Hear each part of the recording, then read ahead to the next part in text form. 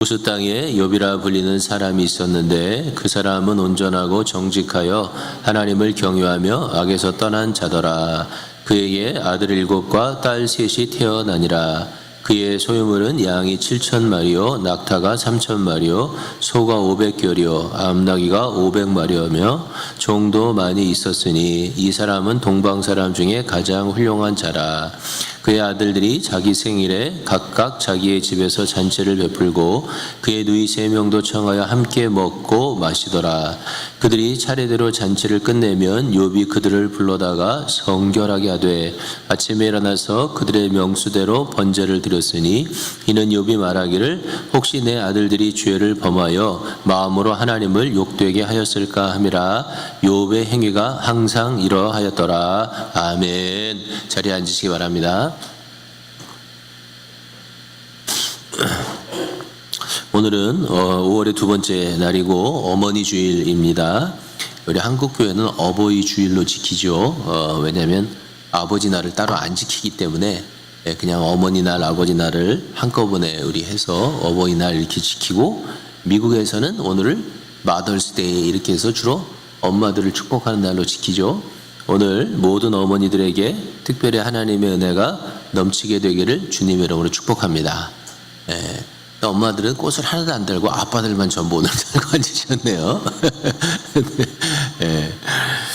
저도 조금 젊었을 때는 어버이날 꽃 다는 게 되게 어색했어요. 내가 뭐 나이가 몇 살이나 됐다고 꽃을 다나 그랬는데, 이제는 손녀도 생기고 그러니까 이게 다는 게 되게 자연스럽게 느껴질 나이가 된 것 같아요. 참 세월이 빠른 것 같습니다.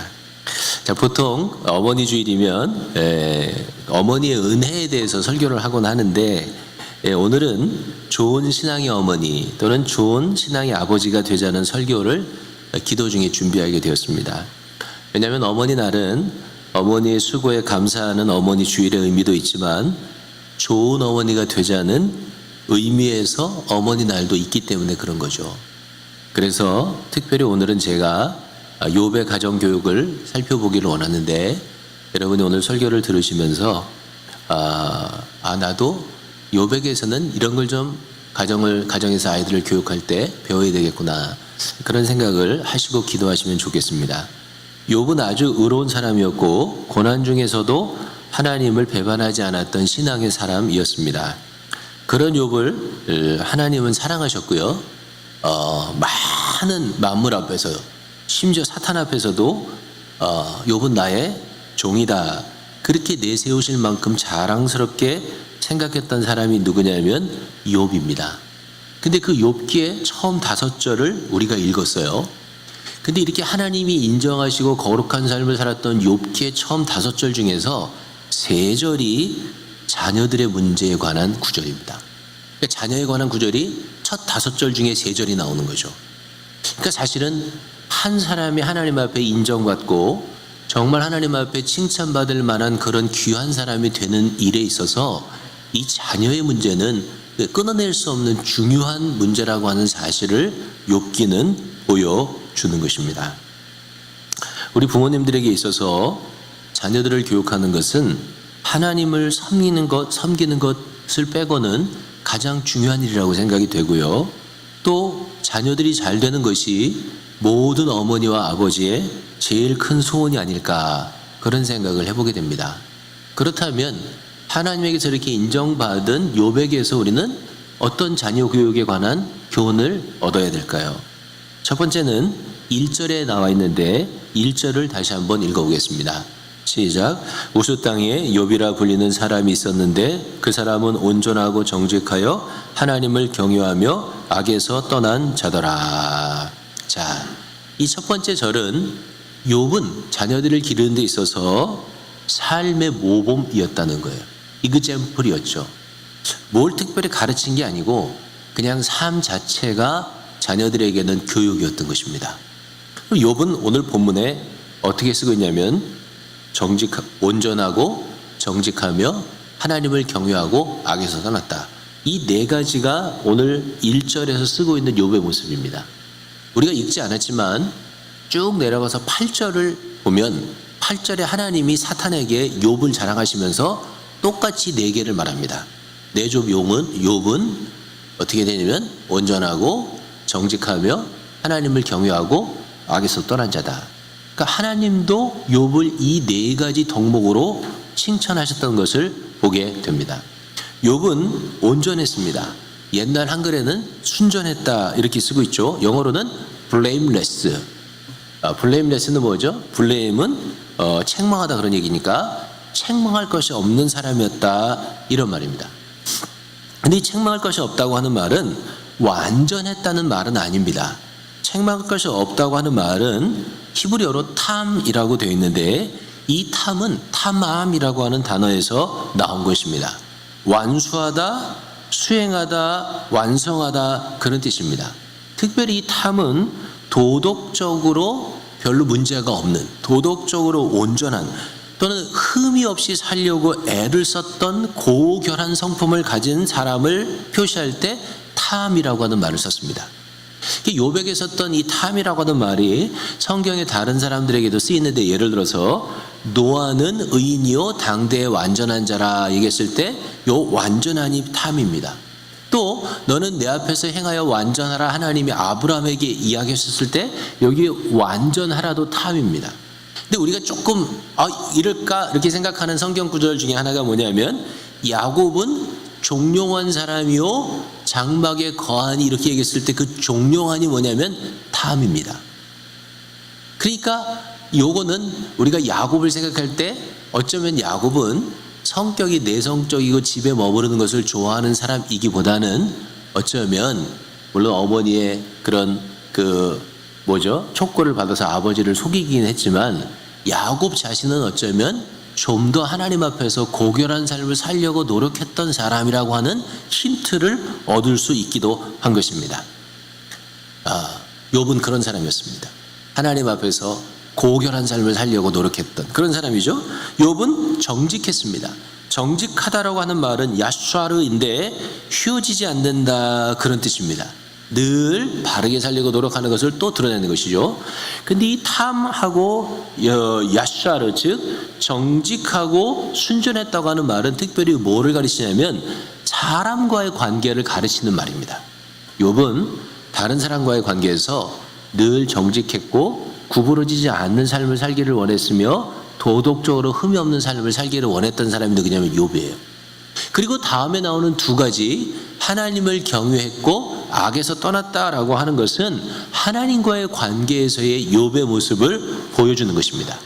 욥은 하나님 앞에서 늘 하나님을 최대한도로 존경하는 두려움을 가지고 있었어요. 여러분도 하나님을 가장 두려워하시고 하나님을 가장 존경하시죠? 할렐루야. 그런 성도들이 많아서 너무나 감사합니다. 욥은 그런 마음을 갖고 있었어요. 그리고 최선을 다해서 하나님이 원하시지 않는 일이라면 악은 모양이라도 버리고 싶은 그런 마음을 가지고 살았던 사람이 누구냐 하면 욥이었습니다. 자녀들은 야곱에게는 모두 10명의 자녀가 있었죠. 7명의 아들과 3명의 딸이 있었는데 그 자녀들은 아버지가 하나님과의 관계에서도 늘 하나님을 가장 존경할 자로, 그리고 하나님 앞에서 조그만 죄라도 짓지 않으려고 노력하는 모습을 보고 자랐고, 다른 사람들과의 관계에서도 항상 정직하고 흠이 없이 순전하려고 노력하는 모습을 보고 자랐던 것입니다. 그게 가장 큰 신앙의 교육이었던 거예요. 그게 가장 큰 인격의 교육이었고 욥의 가정 교육이었어요. 사랑하는 교회 여러분, 특히 어린 자녀들을 가지신 우리 부모들은 이 사실을 명심해야 됩니다. 왜냐하면 자녀들도 나이가 좀 들면 나름대로 판단력이 생겨서 엄마 아빠 모습을 보면서 야 엄마의 저런 모습은 배우지 말아야 되겠다, 아빠의 저런 모습은 배워야 되겠다 이렇게 생각할 수 있지만 애들이 어리면 어릴수록 엄마 아빠의 모습을 그대로 어답하기 때문에 그렇습니다. 특별히 모범이 되는 부모의 모습은 언제 중요하냐면 어릴 때 중요한 거죠. 그럼 여러분 중에서 목사님 나는 이미 나이도 많이 들고 벌써 기회를 다 잃어버렸습니다, 그렇게 생각하는 분도 있을 수 있습니다. 안타깝지만 어쩔 수 없는 거죠. 그러나 성경은 우리에게 이렇게 말씀하십니다. 아주 진솔하게 이렇게 말씀하시는데 빌립보서 3장 16절 읽어볼까요? 시작. 오직 우리가 어디까지 이르렀든지 그대로 행할 것이라.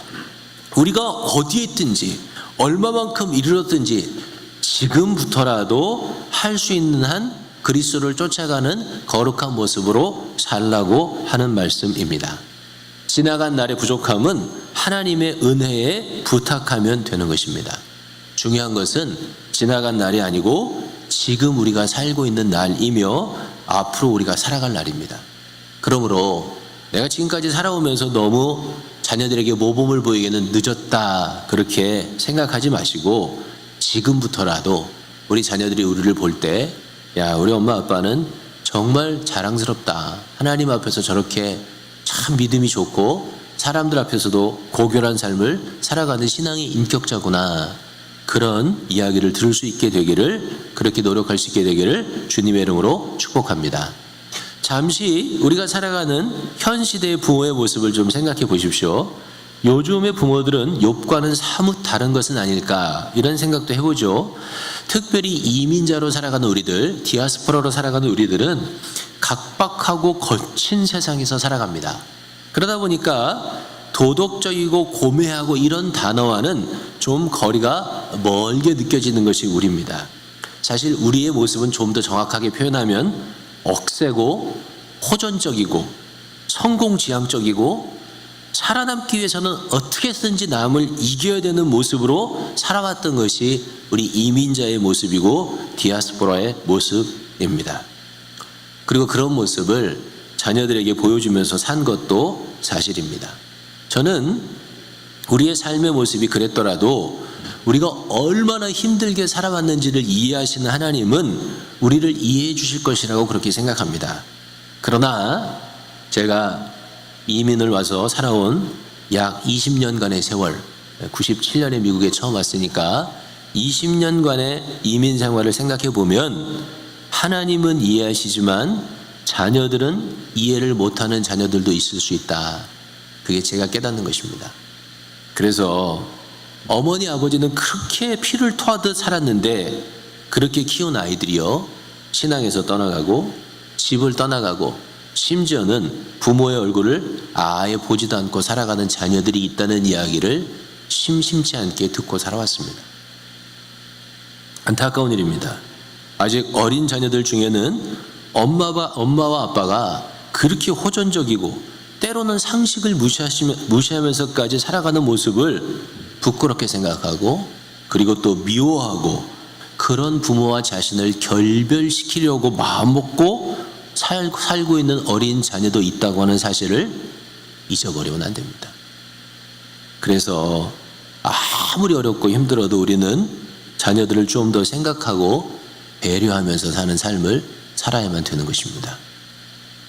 여러분이 혹시 엔젤라 엄이라고 하는 사람 이야기를 들어보셨나요? 우리 자녀 교육에 관심이 많은 분들은 엔젤라 엄이라고 하는 여자에 대해서 들어봤을 텐데, 그녀는 보스턴 아카데미 컨설팅 그룹이라고 하는 회사를 운영하고 있는 CEO이며 상담가입니다. 주로 뭐 하냐면 아이들 대학 진학 상담 이런 거 해주는 거예요. 한 번 뭐 몇 시간 해주면 아마 몇백 불 이상, 뭐 몇천 불 이렇게 받을 수도 있는 그런 사람입니다.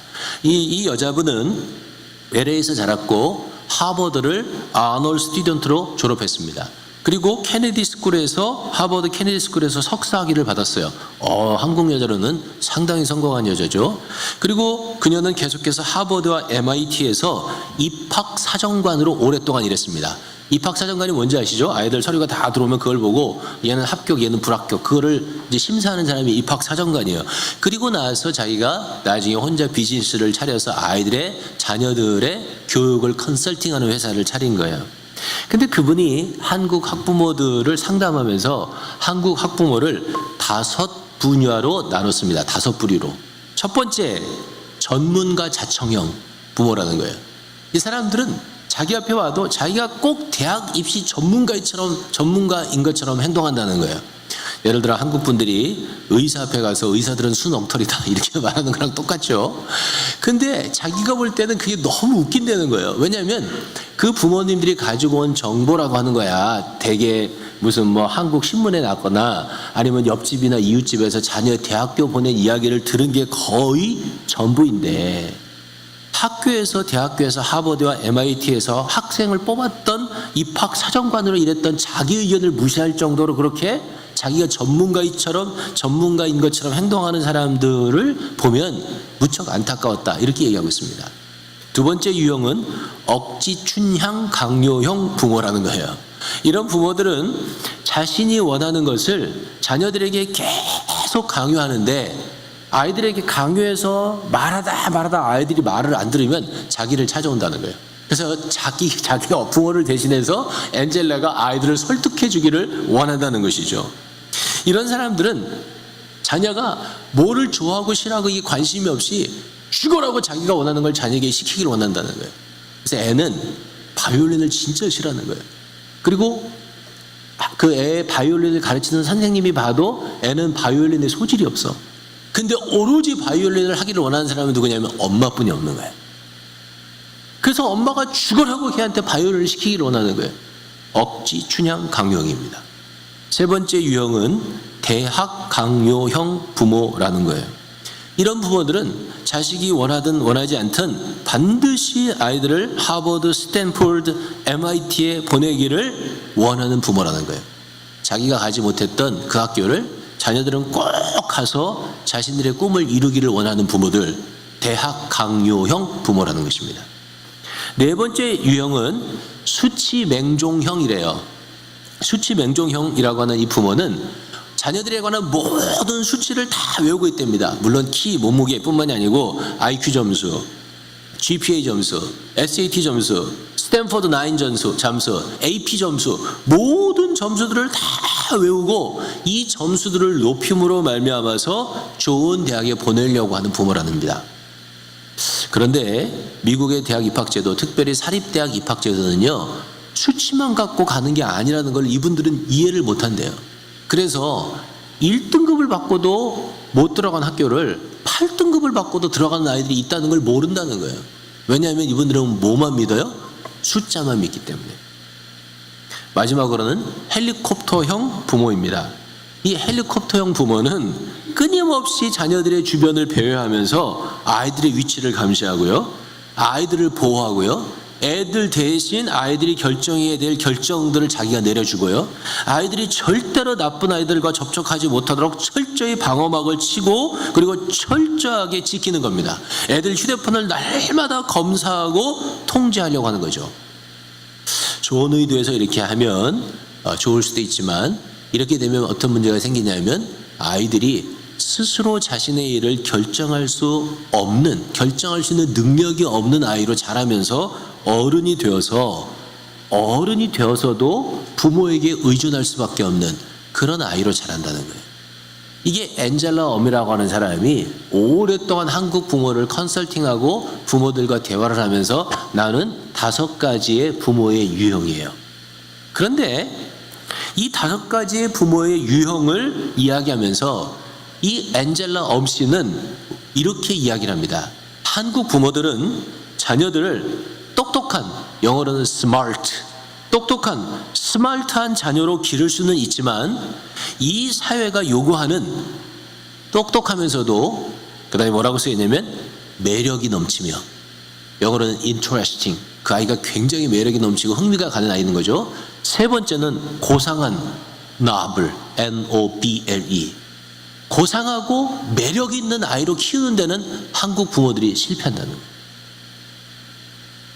아이들을 똑똑하게만 키울 게 아니고 아이들을 매력 있고 고상한 아이로 키워야 그 아이가 사회에서도 환영받고 사회에서도 성공할 가능성이 훨씬 높다. 그렇게 키우는 것이 한국 부모들이 가지고 있는 굉장한 숙제다. 이렇게 엔젤라 엄은 이야기하는 것을 읽었습니다.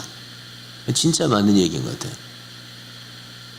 거의 한 달째 한국에 오르내리는 한국의 모 회장님의 삼녀 에밀리 생각이 납니다. 제가 일부러 에밀리라고 하는 이름을 갖고 왔는데, 왜냐하면 걔는 미국 시민권자거든요. 미국 시민권자라는 말은 무슨 말이냐면 우리 아들, 딸이라는 거예요. 다 한국에서 개를 보는 눈하고 우리가 개를 보는 눈은 좀 다른 거죠. 저는 에밀리를 보면 꼭 누가 생각나냐면 우리 자녀들이 생각나는 거죠. 미국에서 자라서 한국말 잘 못하고요. 영어가 더 편하고요. 미국 시민권 갖고 있고요. 우리 자녀잖아요. 근데 이 에밀리라고 하는 애도 사실은 USC에서 학사학위를 했고요. 서울대학교에서 MBA를 한 아이입니다. 공부도 잘한 거예요. 사업에서도 좋은 성적을 내고 있었습니다. 그리고 이 에밀리는 재벌 3세 중에서 대표적인 성공 케이스로 강의도 많이 다녔다 그래요. 그럼에도 불구하고 요즘에 나오는 이야기들을 들어보면 그녀가 매력이 넘치며 고매한 성품을 가진 분으로 자란 것 같지는 않습니다. 요새 인터넷 백과사전 중에서 나무 위키라고 하는 사전이 있잖아요. 근데 이 에밀리라고 하는 이름을 찾아보면 뭐라고 써있는지 아십니까? 이렇게 써 있습니다. 한국사 최악의 검은 머리 외국인 중 한 명이자 주작범. 주작범이 뭔지는 여러분이 찾아보세요. 그 다음에는 아버지, 어머니, 언니, 오빠와 더불어 하나같이 쓰레기의 인격을 가진 재벌가의 3세이자 어그로꾼. 이렇게 써 있습니다. 어그로꾼이 뭔지도 여러분이 찾아보세요. 요새 나오는 말이라서. 이런 인터넷 글들이 너무 과장된 부분이 있고 한번 일이 터지면 사람들을 마녀 사냥식으로 몰아가는 문제도 있지만 그럼에도 불구하고 그녀가 스마트하고 좋은 집안에서 태어난 것은 확실한데 그녀가 진짜 매력 있고 고매하게 자랐다 이렇게 말하기는 어려운 것 같아요. 적어도 지금까지는 그런 것이죠. 사랑하는 교회 여러분, 다시 욥의 모습으로 돌아가 봅시다. 욥은 그 스스로가 자녀들에게 교육적이었어요. 그는 순전했고 정직했으며 하나님을 두려워했고 악에서 떠난 사람이에요. 그 모습을 바라보고 자랐던 아이들은요, 하나님이 주시는 지혜뿐만이 아니고 진짜 사람들 보기에도 흥미가 있고 아주 매력적이고 그리고 노블, 아주 고상한 그런 사람으로 자랄 수 있지 않았을까, 그런 생각을 해보는 것이죠. 다시 한번 말씀드리지만 우리가 어디에 이르렀든지 지금부터라도 우리의 자녀들을 키울 때 엔젤라 엄이 말한 것처럼 그런 자녀를 키울 수 있도록 우리 스스로 모범이 될 수 있기를 주님의 이름으로 부탁합니다. 4절을 읽어보겠습니다. 시작. 그의 아들들이 자기 생일에 각각 자기의 집에서 잔치를 베풀고 그의 누이 3명도 청하여 함께 먹고 마시더라. 욥의 가정교회의 두 번째 특징은 화목을 추구하고 가르쳤다는 것입니다. 욥은 아들이 7, 딸이 3이 있었다고 얘기했죠. 그런데 그들이 각각 생일이 되면 잔치를 집에서 베풀었습니다. 자기 집에서 잔치를 베푼 걸 생각하면 아이들이 이미 꽤 장성한 거죠. 결혼을 했는지 안 했는지 써있지 않지만 꽤 장성한 것입니다. 근데 잔치를 베풀면 형제와 자매들을 다 한 집안에 모아서 같이 음식을 먹고 같이 마시고 즐거워했던 거죠. 고대 사회에서 누이들도 다 초청한 것을 보면 형제 우애가 남다름을 알 수 있는 것입니다.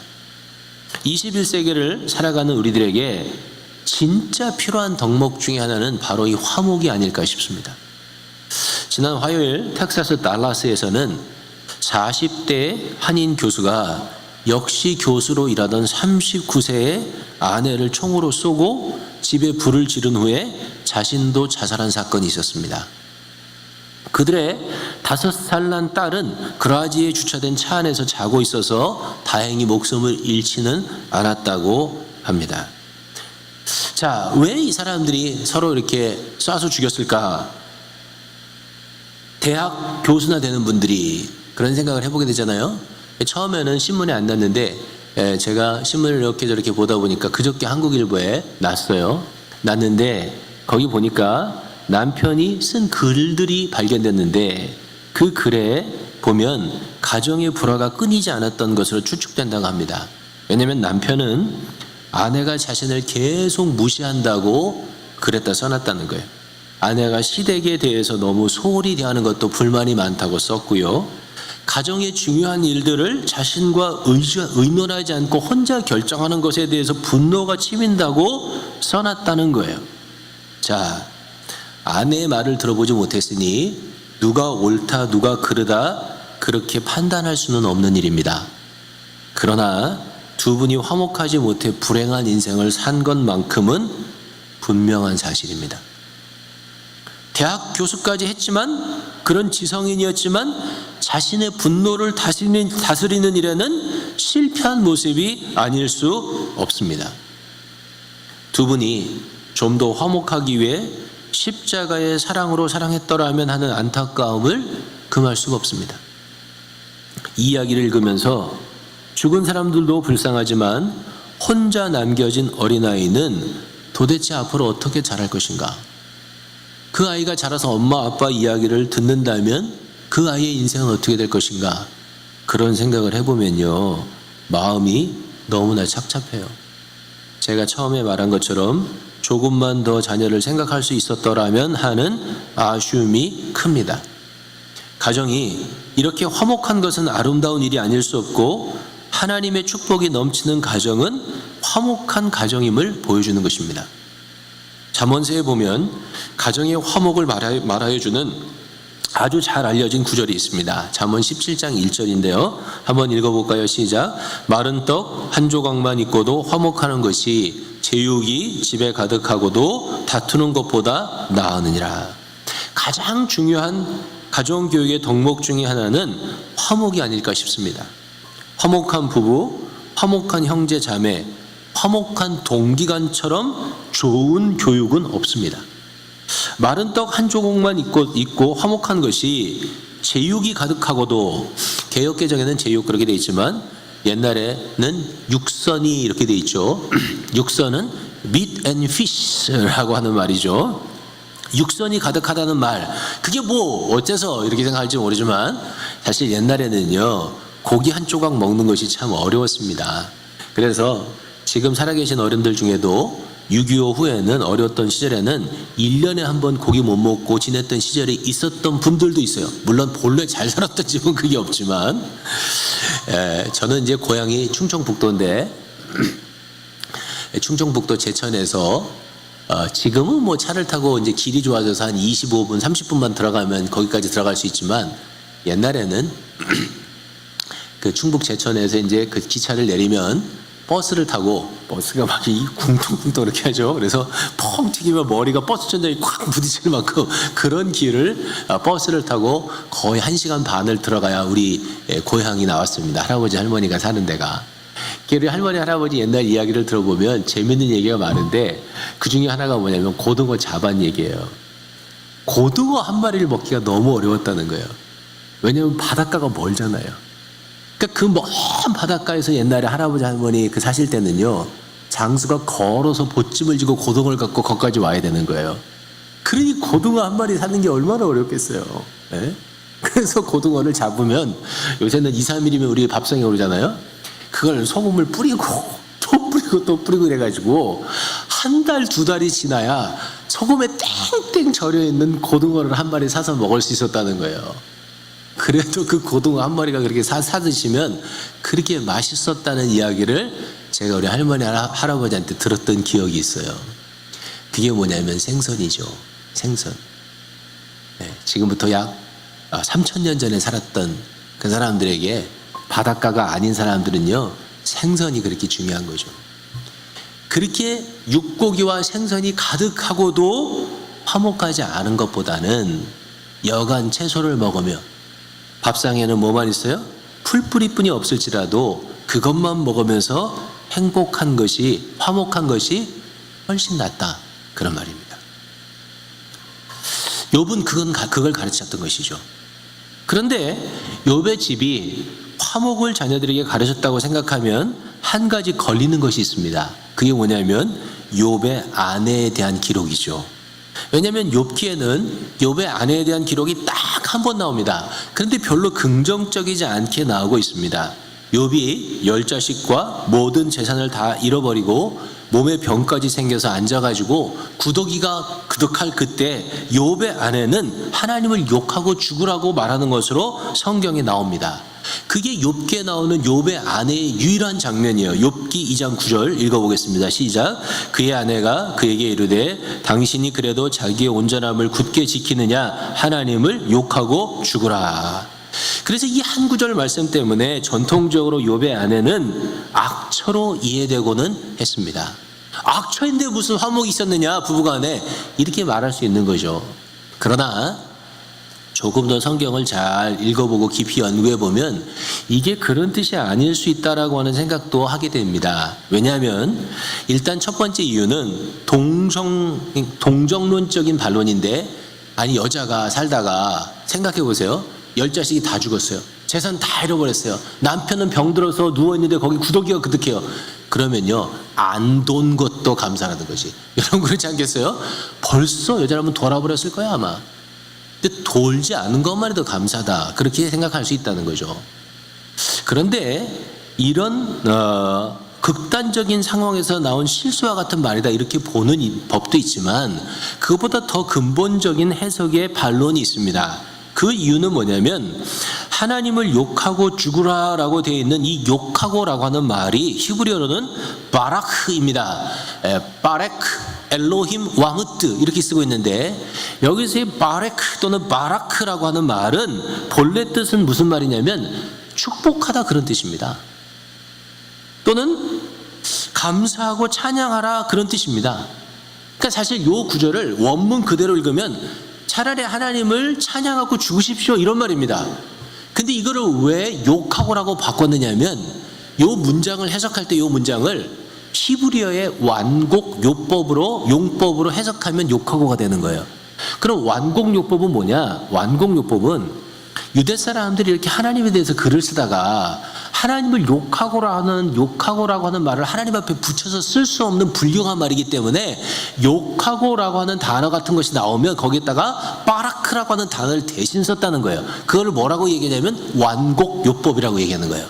그러니까 이 만약에 구절이 완곡 용법, 하나님에 대해서 쓰는 단어에 적절치 않기 때문에 욕하고라는 말을 바라크라고 하는 말로 대신했다 그러면 욕하고 죽으라, 그런 말이 되고요. 부정적인 말이 되고요. 요게 완곡 용법이 아니고 본래 서술문이다, 그렇게 생각하면 전혀 다른 의미가 된다는 거예요. 제가 한국어 성경도 다 읽어보고 영어 성경도 다 읽어봤는데, 영어 성경의 한국 성경의 한 곳에는 이거를 좋은 말로 번역해놨어요. 그런데 제가 이렇게 좀 공부를 하고 책을 찾다고 보니까 더 귀한 자료가 나왔어요. 그 더 귀한 자료는 뭐냐면 70인역이라고 하는 헬라어 성경이에요. 70인역은 히브리어 성경을 헬라어 말로 바꾼 것인데 예수님이 이 땅에 오시기 약 300년 전에 번역된 책입니다. 그래서 예수님과 예수님의 제자들은 이 70인역을 그 당시에 구약 성경의 원전으로 또는 경전으로 많이 사용했던 성경이 뭐냐면 70인역이에요. 예수님과 제자들이 읽었던 그 성경이죠. 그 성경에는 뭐라고 되어 있냐면 이 부분이 상당히 길게 확대돼서 서술하고 있어요. 제가 읽어볼게요. 70인역에는 이 한 구절이 이렇게 되어 있어요. 병이 발아지 꽤 오랜 세월이 흘렀을 때 욥의 아내가 남편에게 말하였다. 가로되 얼마나 오랫동안 참고만 있겠습니까? 보십시오. 물론 나도 잠시 동안 나의 구원의 소망을 기대하며 기다렸습니다. 그럼에도 보십시오. 당신의 기억은 땅에서 사라져 버렸고 심지어 당신의 자녀들에 대한 기억도 사라져 버렸습니다. 내가 그들을 낳고 기르면서 치른 극심한 고통과 아픔도 슬픔 속에서 헛것이 되어버렸습니다. 이제 당신은 구더기가 우글거리는 이곳에서 밤을 보내며 주저앉아 있습니다. 그리고 나는 일자리를 찾고자 이곳저곳 이 집 저 집을 기웃거려야만 했으며 지금 나를 둘러싼 이 힘든 고역과 이 극심한 고통으로부터 쉼을 얻고자 해가 지기만을 기다릴 뿐입니다. 그러나 이제 더 견딜 수 없으니 하나님께 대해 무슨 말이라도 하고서 차라리 죽읍시다. 이렇게 써놨어요. 이렇게 읽으면요 전혀 다른 의미가 되는 거예요. 욥은 그 남편에 대해서 정말 너무 안타깝고 불쌍히 여겼던 거예요. 그래서 그 동정하는 마음에 차라리 죽자고 얘기했던 거죠. 저는 개인적으로는 이 부분은 이렇게 성경을 보는 것이 더 옳을 것 같다, 더 좋을 것 같다, 그런 생각이 듭니다. 또 욥이 회복한 후에 하나님이 다시 7 아들과 3 딸을 주시고 4대손을 보게 하시는데요, 어떤 학자들은 이 앞에 부분을 욥을 악처로 해석하는 사람들은 요 뒷부분에 나오는 욥에게 다시 7 아들과 3 딸을 낳아준 아내는 이혼하고 다른 아내다, 이렇게 해석을 해야만 합니다. 왜냐하면 그렇지 않은 게 해석의 방법이 없잖아요. 근데 성경에는 욥이 이혼하고 재혼했다는 말이 없습니다. 그래서 저는 그 똑같은 아내가 결국 하나님이 욥을 회복하실 때까지 같이 살아서 다시 하나님이 주시는 7 아들과 3 딸을 낳았다고, 그렇게 저는 성경을 읽는 것입니다. 사랑하는 교회 여러분, 화목한 가정을 욥은 내외가 함께 이루어간 거죠. 욥의 그 모든 고난과 아픔의 시간을 욥의 아내가 같이 지나가면서 화목한 가정을 이루었던 것입니다. 부부간에 갈등이 많고 싸움이 많은 분들도 좀 계시리라고 생각됩니다. 저도 젊었을 때는 아내와 꽤 많이 싸웠던 것을 양심상 고백하지 않을 수 없습니다. 우리 딸내미도 저 뒤에 앉아 있는데 참 많이 싸웠던 것 같아요. 그러나 다시 말씀드립니다. 지나간 날들은 하나님의 은혜에 맡기면 됩니다. 그것 외에는 우리가 할 수 있는 게 아무것도 없어요. 중요한 것은 지금부터라도 싸움이 없는 화목한 가정을 이루시기를 바랍니다. 화목한 가정을 이루는 것보다 더 좋은 가정의 교육은 없는 것입니다. 똑같이 남편과 아내뿐만이 아니고요, 형제와 자매 간에, 동기 간에 화목한 모습을 보여주는 아빠, 엄마의 모습이 진짜 좋은 가정 교육이라는 거예요. 그게 욥에게서 배우는 것입니다. 마지막, 시간이 없어서 짧게 정리해야 되는데 5절을 읽어보겠습니다. 시작. 그들이 차례대로 잔치를 끝내면 욥이 그들을 불러다가 성결하게 하되 아침에 일어나서 그들의 명수대로 번제를 드렸으니, 이는 욥이 말하기를 혹시 내 아들들이 죄를 범하여 마음으로 하나님을 욕되게 하였을까 함이라. 욥의 행위가 항상 이러하였더라. 아멘. 욥은 자식들이 잔치를 벌이고 나면 성결 예식과 그리고 번제를 드리는 일을 거르지 않았습니다. 요거를 간단하게 한마디로 하면 욥은 가정을 성소로 만들었던 것입니다. 거룩한 예배의 장소로 만들었던 것입니다. 그리고 자기의 가족 구성원들을 하나님 앞에 예배할 수 있는 자로 인도하는 제사장의 직분을 감당했던 사람이 누구냐면 욥입니다. 어떤 사람은 가정을 학교나 학원으로 만드는 사람이 있습니다. 어떤 사람은 가정을 여관으로 만들고, 어떤 사람은 가정을 식당으로 만들고, 어떤 사람은 가정을 소형 극장이나 게임방으로 만드는 사람도 있고, 어떤 사람은 가정을 전쟁터로 만드는 사람도 있습니다. 욥은 가정을 하나님이 기뻐하시는 거룩한 성소로 만들었습니다. 그게 중요합니다. 가정 예배를 자주 힘써야 합니다. 가능하면 집에서 찬송하고 예배 드려야 합니다. 예능 프로그램이나 아니면은 그런 모든 이런 TV 이런 걸 좀 끄고 집에 찬양을 틀어 놓아야 되는 이유가 있는 것입니다. 사람마다, 가정마다 잘하는 것이 있고 부족한 것이 있습니다. 잘하는 것은 지금처럼 잘하시면 됩니다. 그러나 부족한 것이 있다면 지금부터라도 새롭게 시작해야 됩니다. 왜냐하면 그게 정말 자녀들을 바르게 키우는 길이기 때문에 그렇습니다. 자, 욥기를 이 부분을 읽으면 마지막으로 여러분에게 시간이 다갔어도 꼭 한 가지 더 이야기해야 되는 게 있는데, 그게 뭐냐면 죽은 자식들입니다. 이 죽은 자식들은 도대체 무슨 죄가 있느냐 하는 것이죠. 왜 사단이 시험을 하게 하는데 하나님은 그 아들과 딸들을 죽게 만드셨느냐, 이렇게 물어보는 것입니다. 완전한 대답은 없습니다. 왜냐하면 우리는 하나님의 모든 것들을 다 이해하지 못하기 때문에 그렇습니다. 그것이 어쩌면 옳은 대답일 것입니다. 하나님께서 하시는 일이 정당하다는 것만 이해합니다. 그러나 중요한 것은 하나님은 아시고 갚으신다는 거예요. 욥기 42장에 보면 하나님이 욥에게 모든 걸 2배로 주세요. 그래서 양도 두 배로, 염소도 두 배로, 손해 본 모든 것을 다 두 배로 주십니다. 근데 보세요. 자식은 아들 7과 딸 3명만 주세요. 왜일까요? 왜 아들을 14명, 딸을 6명을 주시지 않고 두 배로 줬으면 왜 아들은 7명과 3명만 주셨을까요? 그거는 그게 두 배이기 때문에 그런 거예요.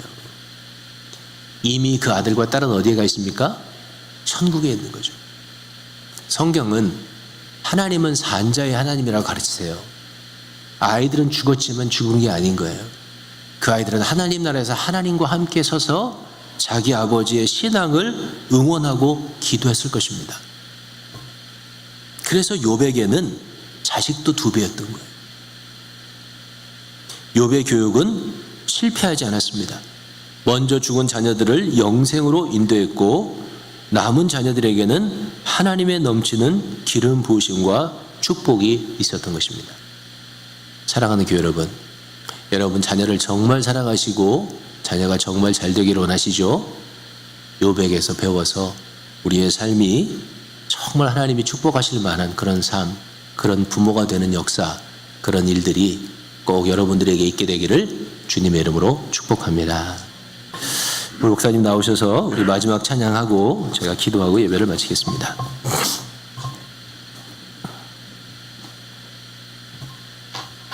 네, 우리 같이 일어나서 한번 찬양 드리겠습니다.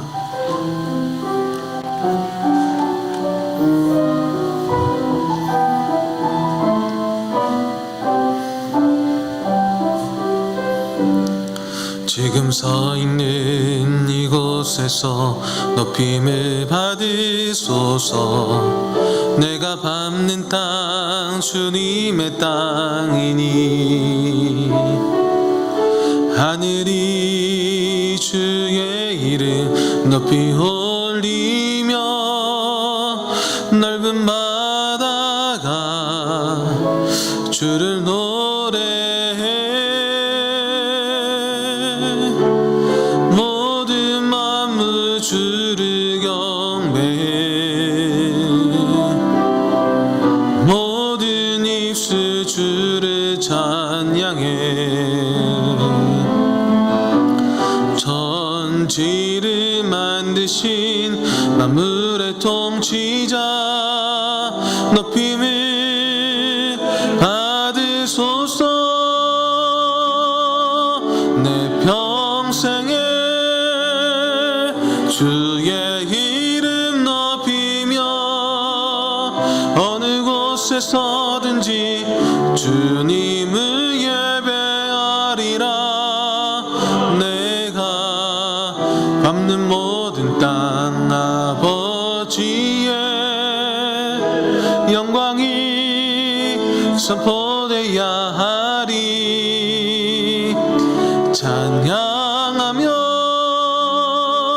주님을 예배할 때 하늘 가득한 주의 영광 보리라. 나를 통하여 나의 입술을 인하여 주의 이름 높임을 받으소서. 나를 통하여 나의 입술을 인하여 주의 이름 높임을 받으소서.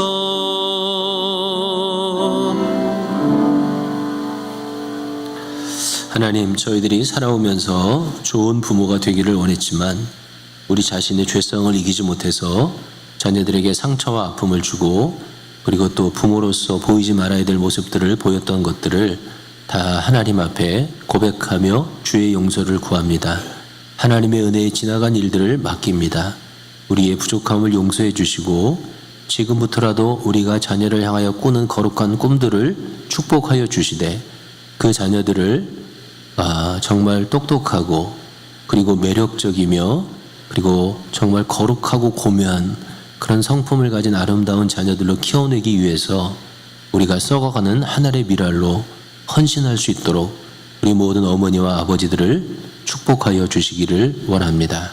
오늘 특별히 그동안 자녀들을 키우기 위해서 애쓰고 수고한 모든 어머니들에게 자녀들로 인해서 위로받는 시간이 되게 하여 주시옵시고, 혹이라도 자녀들이 멀리 있어서 만나지 못하는 부모님들이 계시다면 주님 은혜 가운데서 좋은 소식이라도 들을 수 있는 그런 귀한 하루가 될 수 있도록 은혜 베풀어 주시옵소서. 병상에 고통하는 우리 권속들을 축복하셔서 예수 그리스도의 거룩한 이름으로 치유하여 주시옵시고 강건하게 붙들어 주시옵소서. 삶에 여러 가지 문제가 있어서 고통하는 자가 있습니다. 사업의 문제, 경제의 문제, 우리 여러 가지 관계의 문제, 신분의 문제, 하나님 기억하시고 꼭 하나님 앞에 기도할 때 응답하시고 해결하시는 역사를 보게 하여 주시옵소서. 오늘도 주 앞에 드린 귀한 예물을 하나님이 받으셔서 하나님의 영광을 위해서 쓰임받는 예물이 되게 하시고, 교회에도 하나님의 물질의 축복이 넘쳐나며 드리는 손길마다 하나님의 축복이 넘쳐나는 은총을 허락하여 주시옵소서. 지금은 우리 주 예수 그리스도의 은혜와 아버지 하나님의 극진하신 사랑하심과 욥의 가정처럼 순전하고 정의로우며 하나님을 경외하고 악에서 떠난, 그래서 하나님의 인정하심과 축복하심이 가득한 가정이 되도록 우리 가운데 역사하시는 그 성령의 교통하심이 오늘 주 앞에 나와 예배하는 다솜의 모든 교우들 위해 영원토록 함께 하시기를 간절히 축원하옵나이다. 아멘.